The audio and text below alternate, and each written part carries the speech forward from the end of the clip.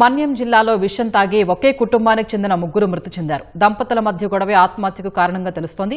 మరింత సమాచారం మా ప్రతినిధి ఓబులేష్ అందిస్తారు. ఓబులేష్, ఈ ఘటన అసలు ఎప్పుడు జరిగింది, వివరాలేంటి? స్వప్న, పార్వతీపురం మన్యం జిల్లా జీయమవలస మండలం వనజాలో ఈ రోజు విషాదమైన ఘటన చోటు చేసుకుంది. ఒకే కుటుంబానికి చెందిన భార్యాభర్తతో పాటు కుమారుడు కూడా ఈ ఘటనలో మృతి చెందాడు.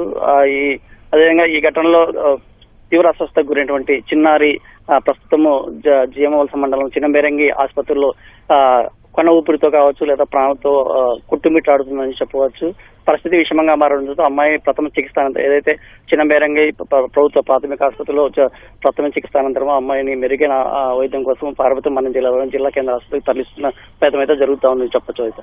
అయితే ఈ ఘటనకు ప్రధాన కారణంగా అయితే స్థానికులు కావచ్చు లేదా గ్రామస్తుల యొక్క సమాచారం మేరకు అయితే వీరు భార్యాభర్తల మధ్య గొడవే ఈ ఘటనకు కారణం అని చెప్పేసి భార్యాభర్తలతో ఆత్మహత్యతో పాటు చిన్నారిని కూడా వీరు విషమిచ్చి వారు ఆత్మహత్యకు పాల్పడినట్టు తెలుస్తుందని చెప్పి చెప్తున్నారు. అయితే ఈ రాత్రి కావచ్చు లేదా అపరాత్రి కావచ్చు ఎప్పుడు జరిగిన సంఘటన అయితే తెలియదు. అది ఉదయం ఎంతసేపటికి కుటుంబ సభ్యులు కావచ్చు భార్యాభర్తలు కావచ్చు ఎంతసేపటికి ఇంటి నుంచి బయటకు రాకపోవడం తోటి కనీసం తలుపులు కూడా తీయకపోవడం తోటి అనుమానంతో స్థానికులు వారి సంబంధించిన చరవాణిలకు ఫోన్ చేయడం, అది ఫోన్ కూడా స్పందించకపోవడం తోటి వెంటనే స్థానికులు స్పందించి ఆ ఇంటి తలుపులు పగలగొట్టి లోపల చూసేపటికి ఆ భార్యాభర్తలు ఇద్దరు కూడా ఎక్కడైతే పడుకున్నారో అక్కడే ఆ సంఘటనా స్థలంలోనే మృతి చెందడం జరిగింది.